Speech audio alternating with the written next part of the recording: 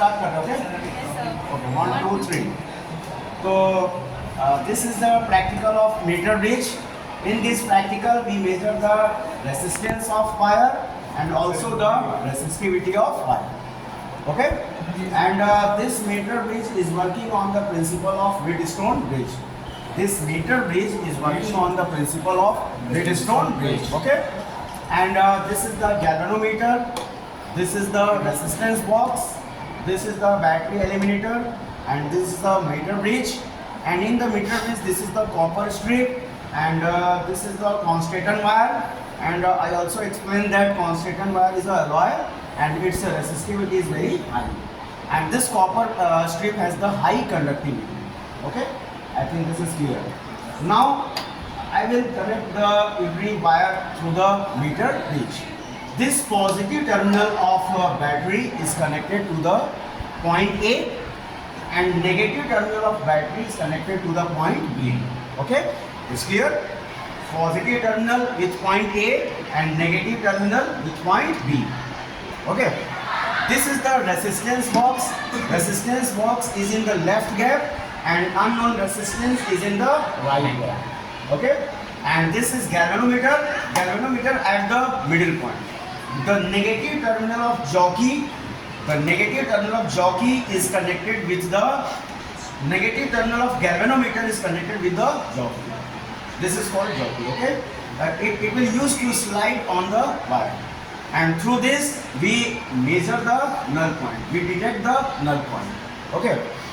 Now I am starting.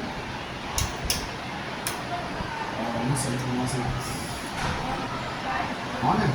मैं वहाँ से वायर लगा है कि वो लूज है.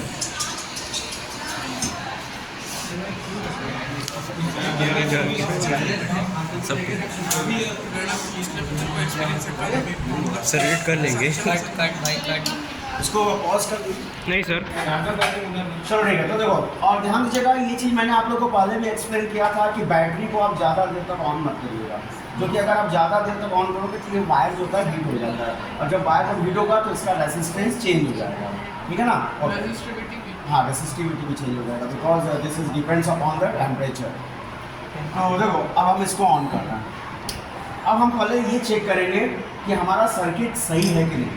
देखो पहले काम करते हैं, पहले हम सारा कनेक्शन पहले देख लेते हैं. मैंने आप लोगों को समझाया था कि ये बिल्कुल भी कहीं से भी लूज नहीं होना चाहिए. थोड़ा सा भी लूज होगा करंट फ्लो नहीं होगा, और करंट अगर फ्लो नहीं होगा तो आपका मतलब जो मीन्स जो रीडिंग आना चाहिए वो फ्लक्चुएट होगा. ठीक है? और इसको भी मैंने बोला था कि इसको भी चेक कर लेना. ये इसको ऐसे प्रेस कर देना, ये इसको प्रेस करके ऐसे दबा देना. ठीक है ना? क्योंकि कभी कभी इसमें भी जब लूज़ होता है ना तो आपका रीडिंग नहीं आता है, आप परेशान हो जाओगे. इन्हीं सब में ज़्यादा प्रॉब्लम होता है. अदरवाइज़ बाकी का प्रैक्टिकल तो बहुत ही आसान है. तो देखो हाँ, तो इसमें तुम्हें अगर मान लो 1 ओम का करना है तो 1 ओम का की निकाल दो. 2 ओम का करना है 2 ओम का की निकाल दो. जैसे मान लो मैं 1 ओम का करना है तो मैंने 1 ओम का निकाल दिया. यहाँ 1 लिखा हुआ है. ठीक है ना? यहाँ देखो 1 2 3 लिखा हुआ है. यहाँ 100-200 लिखा. हाँ, तो उसका नहीं करना है. तो मैंने बताया था ना कि आपको केवल लो रेसिस्टेंस के लिए करना है, हाई रेसिस्टेंस के लिए नहीं करना है. तो मैंने 1 ओम का निकाल दिया है. ठीक है? ओके. अब देखो ऑन करना है तो हमको ये चेक करना है कि हमारा कनेक्शन सही है कि नहीं. तो पहले हम इसको पॉइंट ए से कनेक्ट करेंगे. तो बताओ ये किधर जा रहा है? लेफ्ट में जा रहा है. ये दिख रहा है, रिफ्लेक्शन दिख रहा है. नीडल दिख रहा है. नीडल आपका लेफ्ट में जा रहा है. ये देखो नीडल लेफ्ट में जा रहा है. और जब हम इधर कनेक्ट करेंगे तो देखो ये नीडल किधर जा रहा है? राइट में जा रहा है. अब इसको तुरंत बंद करना.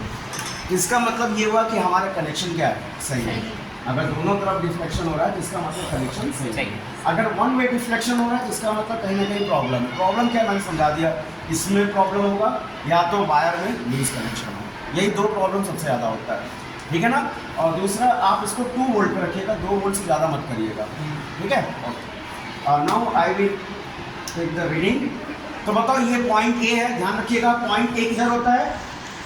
Through the positive terminal. Point A कहाँ से कनेक्टेड होता है? Positive terminal. तो इसको हम स्लाइड कहाँ से करेंगे? पॉइंट ए से. तो ये देखो ये अभी ऐसे जा रहा है, और जैसे देखना ये आपका ये 0 पे आएगा, आप तुरंत नल पॉइंट को नोट कर लेना. ये देखो आ रहा है.